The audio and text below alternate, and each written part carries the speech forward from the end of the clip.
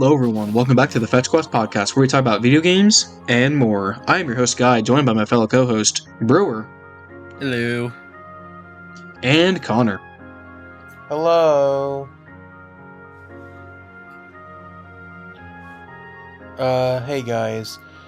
How would we feel about re-releasing a video? What do you mean? Yeah, why do we want to re-release a video? Isn't it already out? Well, I was just checking the analytics on our video about definitive editions and stuff like that, and it did like awfully. Like it only got like 6 views. Wait a second. It says it's negative. How the fuck do we get negative views? Blame Guy. He probably did something when scheduling it. Probably. Okay, I don't even know how you're supposed to get negative views, but okay, what do you want to do with it? Well, my idea is that we just re-upload the vid, but change the title and thumbnail to make it seem different. Maybe it'll get more clicks. That's not enough of a change. Well, what do you suggest we do then? Okay, hold on. I have an idea. How about we add a 5-minute segment of us just ranting about something and put it in the beginning of the video so it's different from the original, just so they don't call us copycats. Boom! That's a great idea, honestly. Like, video games should do this more often, where they just add one thing and call it a new version. That sounds really profitable. Yeah, Great idea. Yeah, I think we should do that. So, let's see. Oh, I know. How about we rant about Xenoblade Chronicles 1 Definitive Edition? I think that'd be a great thing to rant about for 5 minutes at the start. Lamau. But yeah, no. It's Ryan time. No, we have to get into today's topic. No, we need our 5-minute rants now, along with 5 minutes of Coco Melon videos. Okay, I'm down for that. But of course you are. No, getting into today's topic, though, we're going to be talking about expanded re-releases in video games. What are they? What are some examples of them in video games, and are they good or bad for the release of the game and for the scene of gaming itself? All talked about in today's episode. So, boys, I know for a fact that we've all had our experiences with expanded re-releases, and they've been a prominent part of like our gaming lives for pretty much ever since like we were born. So I'm kind of glad we get to talk about this today, because this is like definitely a more niche part of gaming, but it is something like very important to bring up because of like the implications it brings with it. Yeah, definitely. I think we could probably start this off by like explaining and giving an example, because the easiest example, the one that's been doing it literally for decades now, is Pokemon. They're the kings of expanded re-releases. They don't really do it too much now because they just do DLC. But they'll take a game, Pokemon, like let's just say Pearl and Diamond, which are already the same game, but just swap around a couple of the Pokemon, and they're like, damn, that's cool, but I want more Giratina story and more cool Cynthia moments. Boop, add that in, add some other content in there, Battle Frontier and stuff. Boom, new $40 game. Give us your money. So basically, like, to like put it in more like denotative like meaning, an expanded re-release is basically when developers, they take an original version of their game and they add content to the game, not through traditional DLC, but more so in a different version of the game that comes out later after the initial release of the game, and like slap on maybe a new name or like new title and call it like either its definitive edition or like something title. So like Brewer said, we have Pokemon Platinum. For Persona, it's usually like they also do this really often. They have Persona 4 Golden, they have Persona 5 Royal, we have Persona 3 with all of its additions. Persona 3 is a bit of an outlier there, because you have a remake, you have kind of a downgrade portable version. That one's kind of the weird middle child. Yeah, and then you also have like the remake with a Reload. You also see this before like the really big transfer into DLC with like fighting games, and how like the Street Fighter games before like online was like a really big factor into the games. They would just release with new versions, and that was how they would release new characters into the game, and also how they would patch the game, because like patching culture wasn't really big at the time. So to make big changes to the game, they would just have to make new versions of that game in the following years to add more characters and make changes to the game that they want to. Yeah, I think That's why. Street Fighter Yeah. 2, if I'm not wrong, I think has like 16 different iterations. It's up there. I know that game in particular has like some of the most like variations in all of fighting games. Yeah, no, that and 3 as well, but mostly 2. Street Fighter 2 has like so many different versions. Yeah, like there's a really big like thing people like to bring up is how like Street Fighter 3 base version is ass, but people say Street Fighter 3 Third Strike is like the best fighting game of all time.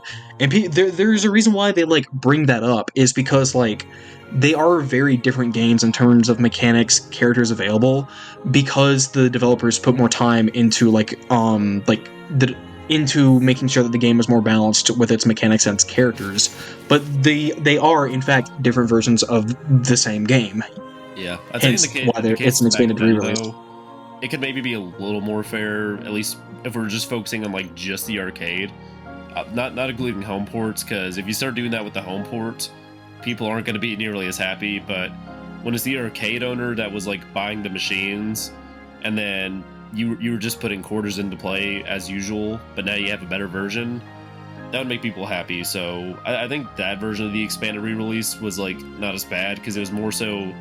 It was kind of necessary for the time. You didn't have online updates for the cabinets and whatnot.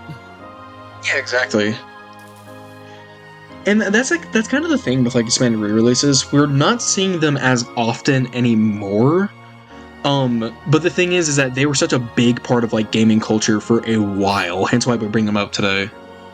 Yeah. Well, unless your name is Atlas, then you're re-releasing your games every other month. True. Hey, that's the thing though. That's actually they're a controversy now because of like the way we formatted our like gaming. So like we are in like the era of online and like being able to change a game through an update. And the thing is that like, to be fair, why would I spend another $60 for a game I already own for minimal changes when I could play another game that gets changed through updates to make it better that's for free? You know what I mean? So expanded re-releases nowadays are kind of looked down upon because of patch culture being so prominent nowadays. A lot of people in the Persona fandom, they will, not just like the Persona fandom, but the Atlas fandom in general, will just kind of ridicule Atlas nowadays for kind of being greedy, for instead of like giving like the new content being as an update, they have to make an entire new game, well, quote unquote new game for you to purchase, which kind of sucks because these are not short games either. They are very long games. So most of the time for you to get to the new content, you have to play through 70 plus hours of content you have mostly played through just to get to the new stuff. Yeah, dude, I remember like the reason I put off Persona 5 Royal for the longest time, even though I really wanted to play the Royal content, is just because like I already had fully played through Persona 5. Royal got announced, and then I was like, dude, I just beat this big ass game. You're telling me I gotta do it again? Yeah, I feel that I never had to go through that because like Royal was my first Persona game, so I never played the original. And they do make changes which are needed. Like I remember in the first game you had to like buy, or in like base P5 you had to like buy ammo and stuff like that, which they changed in Royal, which was a good change. You And didn't really have to buy ammo. More so, like in the palaces, you would have like, let's say 16 bullets on Joker, right? Mhm. If you use the 16 bullets up in that one day, unless if you happen to make a replenishing item, your bullets would not come back like at all until you rested until on the next day. but in Royal they changed it to where you just get like you get a smaller amount of bullets, but they restock every battle because they are like a physical attack, sort of like your knife. So it didn't really make too much sense that you were limited to that, especially with some of the characters like Noir. Her gun only fires a couple rounds, so you would be out of a couple within like a couple shots in the palace, which made it to where it was like really hard to conserve your bullets. Yeah, no, I think that's a really good change and stuff like that. And I know there are probably more you guys could list, but that's a video for another time. Yeah. The weird thing with some of these re-releases is like, I'm still happy we have them, because the one good thing about them, like for as much flack as they do get, it does give the developers a chance, like after the game's gotten a lot of feedback, a lot of people have played it, a chance to go back, fix some of those hiccups, like, hey, the baton pass system kind of needs some fixing, seeing how they're implemented into the social links. You have to wait to get some of them. Okay, we can fix that. We can fix the bullet problem. And also we can add on this whole new story to the end of it, implement it throughout the game to make it feel natural, and add something and add an idea that we kind of wanted to do originally, but we just didn't have enough time to implement. So I think it is cool, but at the same time, it's like, it's still a bit scummy, especially like $60. Yeah, another $60 that you already paid for like 3 years prior. I feel like if they like maybe gave you like a discount or gave it to you for free if you already had the original version. I know they would never do that. You'd be lucky to get like a 10% off discount for owning the original. Then maybe people wouldn't be as mad.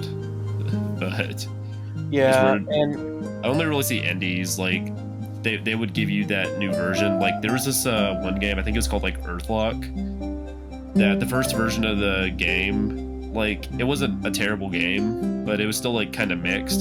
So the developers like they took all that feedback and then they fixed the game and made it like basically brand new.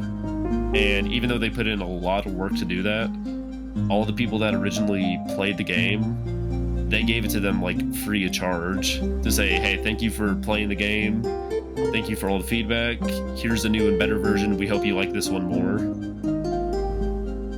That's cool. One good one that it's not recent, but I am DMC pilled because of the anime that just released. But DMC5 and DMC4, they wanted to put Virgil in the game because he was not in the base version of the games. So, okay, how do you implement a character who they want to put into the game, but you know they obviously just can't like make that shit completely free because they want to put a price tag on it. It's Virgil, yada yada.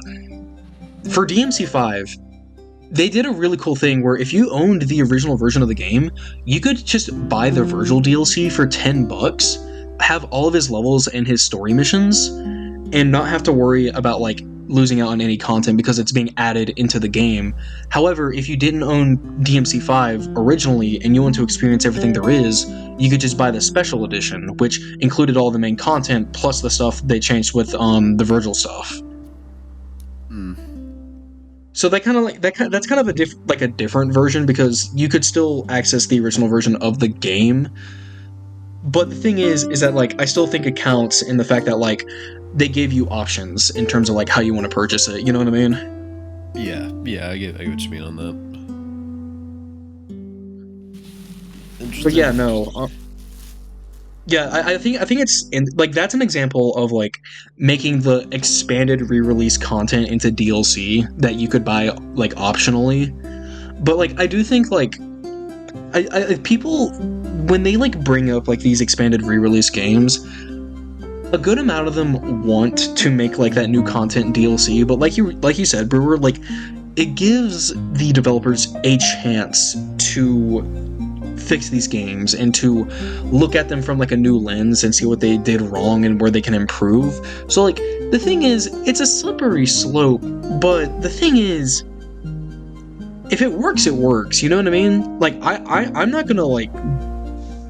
gonna dissuade them from making changes that make the game better. You know what I mean? Yeah, again, it's a weird balance. I think like two good examples we can bring up right now are games that like they just do it as DLC now, but they used to just do like that expanded re-release. Is Pokemon and Monster Hunter. I say we have like a bad example, and then we have a really good example, because for the majority of Pokemon games, other than exceptions like, let's say Black 2 and White 2, because those were just straight up sequels, a lot of the versions like Platinum and stuff, and especially like Ultra Sun and Ultra Moon, Jesus. Like, yeah, they are the definitive versions to play the game, but they released very shortly after the original game, and hardly featured any worthwhile changes for like a new price tag, which is why Pokemon kind of leans into the DLC more now, because yeah, you're not changing up that team all that much, Chief. Not only that, but it's kind of annoying having to like restart your entire playthrough again to play the definitive version when you already have like 50 plus hours on the original versions of the game. So like there's a thing in your subconsciously in your head when like a new generation comes out. It's like, oh, I want to experience the new content. I want to see what like the new stuff they added in the new generation, new Pokemon, new adventure, whatever. But in the back of my head, I'm thinking there's kind of no point, because I know they're just going to make an expanded re-release of this same game that's going to make it better. So it's like I'm not going to touch this game again once the better version comes out. Yeah, that's why I think we have a good example with like Monster Hunter, because for a lot of Monster Hunter's expanded re-releases, like here's an example. There's Generations, and then there's Generations Ultimate. You could transfer your save data from Generations to Generations Ultimate, and like that's 3DS to Switch connecting there. So like they made sure you get your save data, which is why I don't get why Pokemon Bank is like a whole online thing. It's really dumb. But it's a money grubber. Yeah, it's money grab. Yeah, I really hope Pokemon Bank doesn't close, or they release an alternative someday so you can always transfer up the old mons. But I know someday the flame's gonna die out. Real. It's just Yeah. It's really hard because like I get that the devs that either want to make like more money or just expand upon their game, but like that is a real consideration you have to like take into like into accord when you are especially making like an expanded re-release for like an RPG.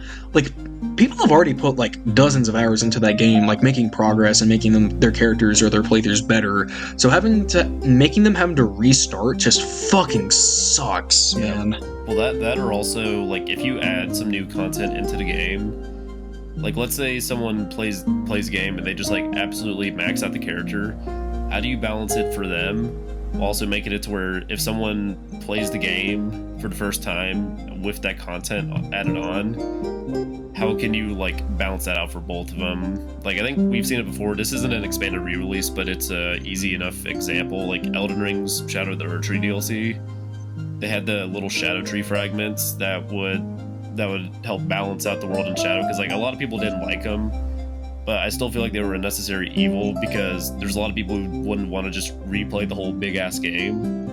So instead they would run in with their level 400, 500 busted characters and just like destroy all the bosses if they didn't have that system in place. That or the balance would just be thrown completely out of whack. I do like this system. Like, I understand a lot of people, like, don't, because it requires them to play the fucking game. But I do think, it like you said, it is a necessary evil, and it's also just a good thing to have in the game to make sure that, like, the RPG aspects of the RPG are still there. You know what I mean? Don't get me wrong, I still think the Shadow Tree fragment system was a little flawed, which you could check our Shadow of the Erdtree video for that if you want. Because, like, I've seen some people were talking about a mod for Elden Ring. I can't remember what one specifically, but they were talking about how like they fixed the Shadow of the Erdtree expansion because they took out the Shadow Tree fragments. I was like, okay, that's cool and all, but this is a mod for people who are wanting to replay the game in a fresh light versus a DLC added on to a base game that is not changing, you know. Yeah. Exactly. Which is kind of what we're seeing with the expanded re-release, because similar to that mod, you're changing the base experience somewhat to where you can't exactly just use your original character. You may need to actually go through it again, even if a lot of it is very samey. Because Persona 5, even though the royal content is added to the end, unlike Persona 4 Golden's extra content, which was like kind of at the 4/5 point, it is really weird. It's tacked on to the end, but like right before the final boss. Yeah, it's not like a new final boss after the original final boss, which was what Persona 5 had. But even then, it's not something you could have exactly just jumped into with the original Persona 5 save file.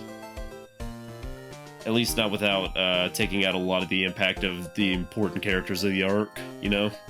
Yeah. Exactly. Yeah. What were you gonna say, Connor? I do get it just kind of sucked to have to replay like big 100-hour RPGs, but I mean there's a lot of games on the market, so you're never gonna have enough time for all of them anyways. So yeah, pick your poison. Yeah. What were you gonna say, Connor? I didn't say anything. I was just saying how I agree with Brewer. And like that's sort of like the thing that a lot of these games have to do is like you don't get that content until like near the very end because that's really all you can change. And to an extent, I feel like this sort of idea of like having expanded re-releases and like definitive editions is like an old video game development like sort of ideology, I guess. Like and it's definitely something that's I think dying out, which I think is like both a good and bad thing. And I think it's dying out because like I think Guy, you said this near the beginning because of like how big like DLCs and patch culture is now, of like where you can just add an update that adds a bunch of new stuff to your game or like fixes problems and improves feedback. I know I think it was No Man's Sky. I think that like at the beginning it was like really rough and stuff, but over the years of like updates and patches, they've like made it an incredible game. And I think the reason why it worked at the start is again because the technology was so limited, that you just had to like create new versions. Like let's take a Pokemon Gen 4 Pokemon. Like everyone knows how atrocious the base Gen 4 Pokedex is, and then how Platinum came and like made it incredibly good and stuff like that. Like they actually added a lot of Pokemon and a lot of like diversity and stuff like that. The biggest thing I remember from playing Pearl was there was 2 fire types to choose from. Yeah, exactly. I was just about to mention that. Yeah. You got Chimchar and you got Ponyta. There's your options. Yeah, that's my point of like you only had like 2 fire types and then like that was it.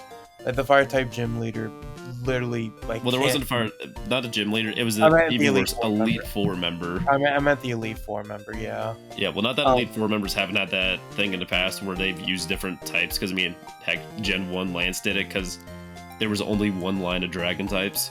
So yeah, let's use the stuff that looks like a dragon as well. Yeah, but no, I think I do think like it's a good thing this stuff is dying out because as we've said, like if we take like Persona as an example that we've been like we've been using all video, having to beat a like very very long like 70-80 hour RPG and then like in a few years a better version of that gets released, it's like, well, I want to play this new version, I want to see all the changes and stuff like that, but I'm still gonna have to go through this entire thing that I've already played just to experience that. And like that's why like for most of the games that they release I just sort of kind of wait. Like that's what I did for SMT5, it's what I did for Persona 5. Like I just waited until like that better version released and then played that because like I just knew it was going to get a better version anyway.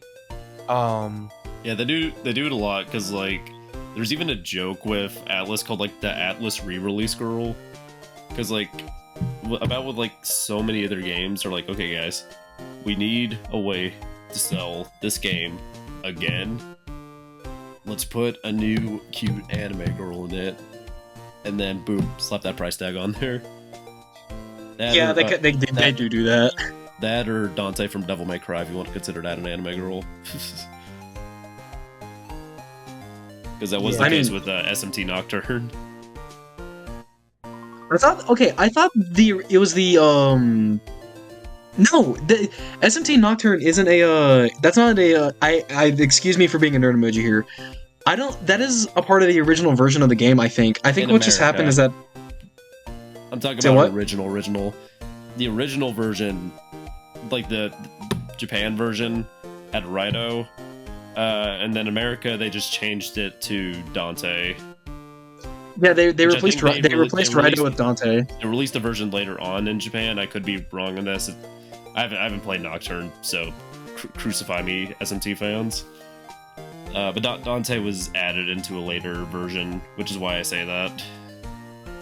But also because Yeah. they decided to actively go and change some of the content in the game. No, that's fair. I don't know. Dante's I more don't of a know. just kind of funny case compared to like some of their other games, like Catherine, all the Personas, SMT Strange Journey, which had a bunch of new endings, stuff like that. Well, don't forget Shin Megami Tensei 5 Vengeance, which just basically like doubled the content of the game. Yeah, Yeah, no, 'cause I that's think- what I was about to say too. Yeah, because Vengeance also had the re-release girl of, hey, there's this strange new girl. Talk to her for the new path in game. But yeah, no. That did happen. But as I was saying, like, I think it's a good thing that these are dying out because obviously, like, you don't want to have to play that game over again, and also for money reasons of like just not of like buying just like what essentially is like the older game, but like with new content stuff like that. Which, don't get me wrong, in some cases, like Guy said with SMT5, you know, basically doubled the content and made everything a lot better. Like in those situations, it's like warranted.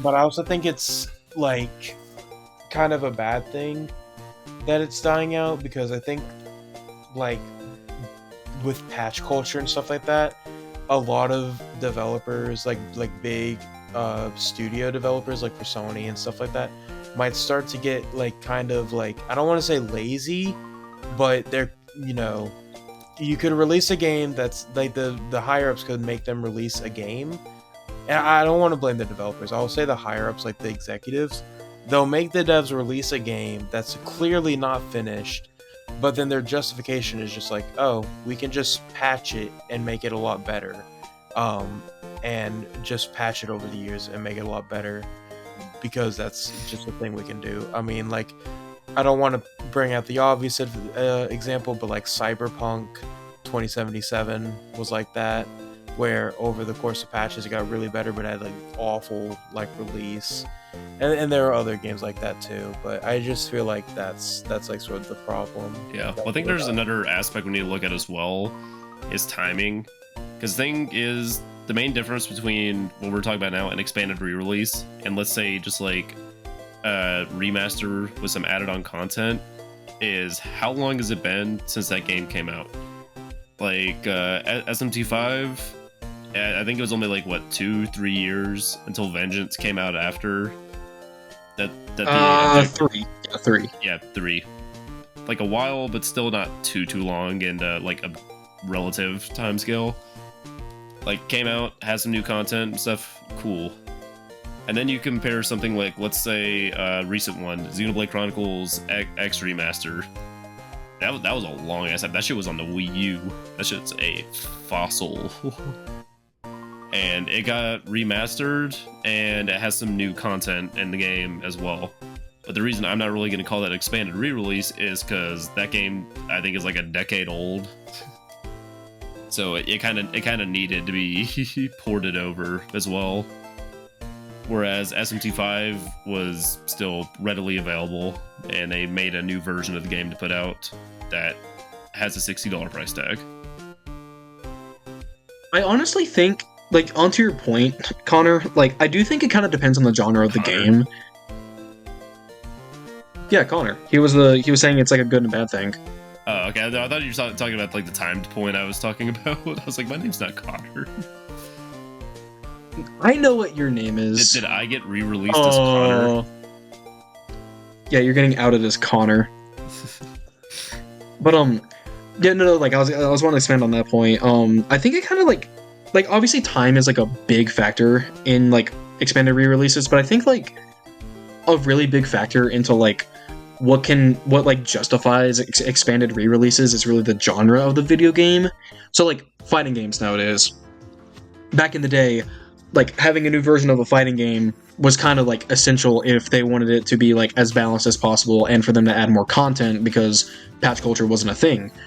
Now patches are kind of the way to go with fighting games because you're able to update the game more consistently and also be able to add additional content from the base version of the game without people having to buy the game again and again at full price. I would be fucking pissed off if I would have to pay $60 a year to play Street Fighter 6 with new characters. You know what I mean? Like that would be really shitty. I don't want to do that.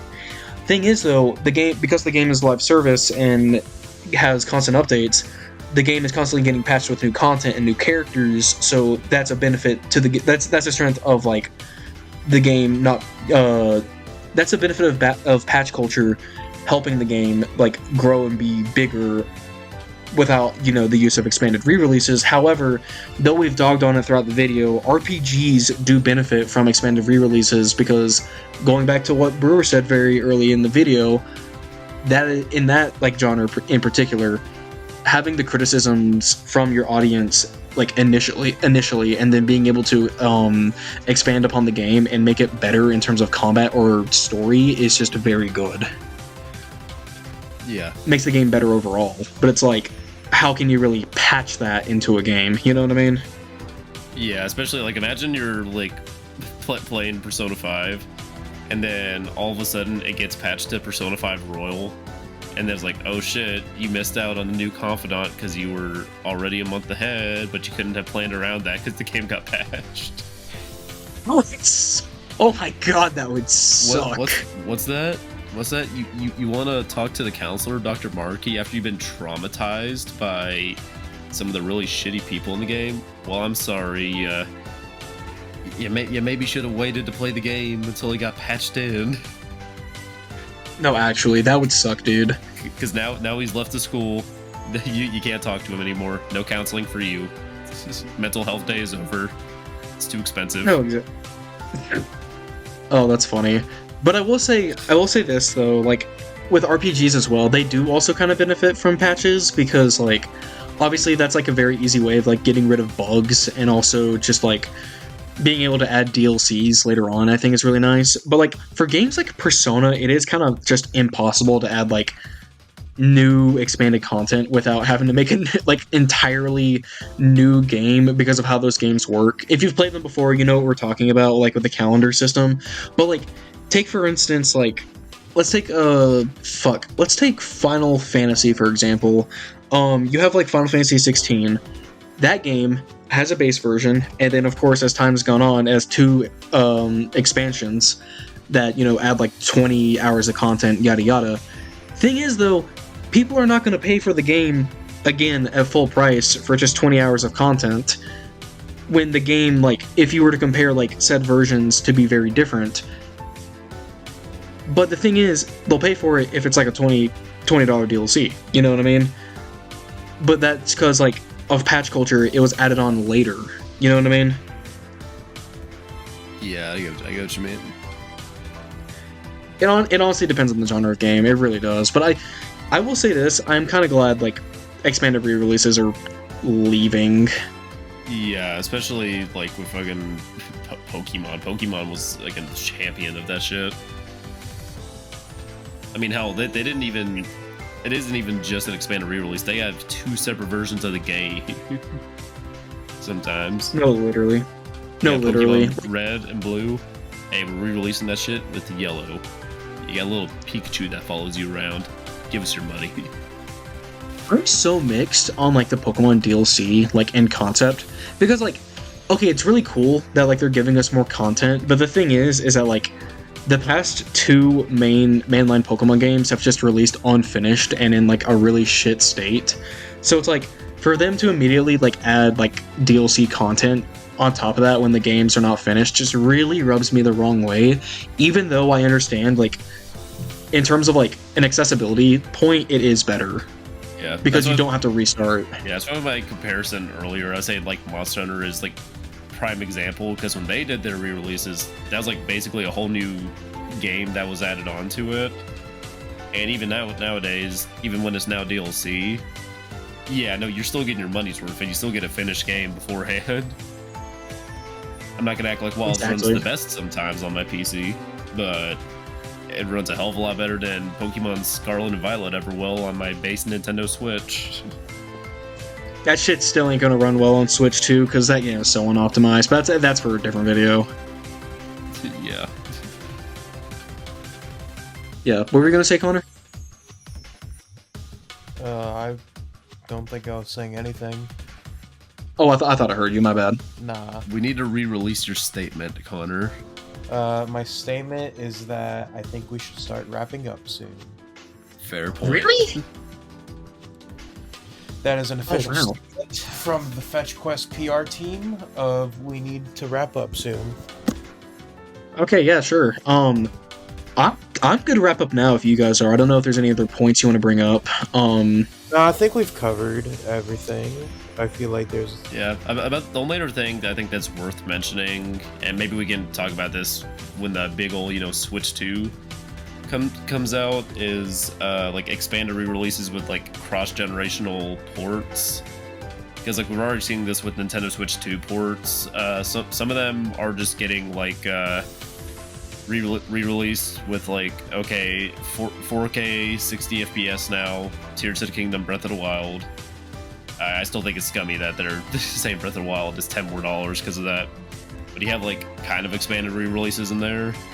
But then you also have like Mario Party and Kirby getting like basically mini DLCs added on to them while also Yeah. being like upgraded ports. Kind of a weird subgenre of them. tis be weird. Yeah, we live in very weird times with $70 Breath of the Wild and $80 Mario Kart. it's all for money, man. All for money. But not for us. We're broke. Yeah, we're all broke. Oh, God. We eat an ice soup after the Switch 2 comes out. When you get paid bi-weekly, week 1, Switch 2! Week 2, ice soup. This is God. somehow expired ice soup as well.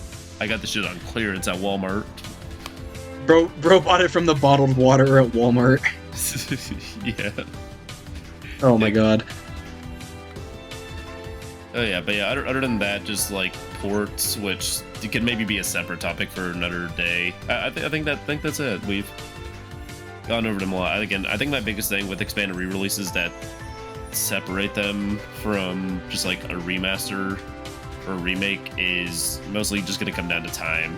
It's like if you're releasing a version of the game or a new version of the game only a couple years after it came out, then yeah, you're just re-releasing it. Whereas if the game was like alive 10 years ago, hasn't had anything on it since then a remaster or a remake or just a new port.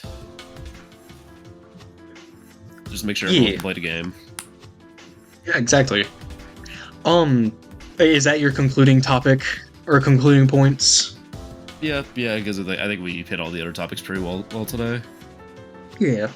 I'll go next. Just why not?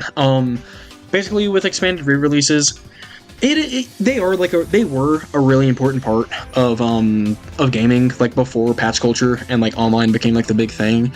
I think it is really interesting to look back on it to see like how developers made changes to their game without the like full access of internet.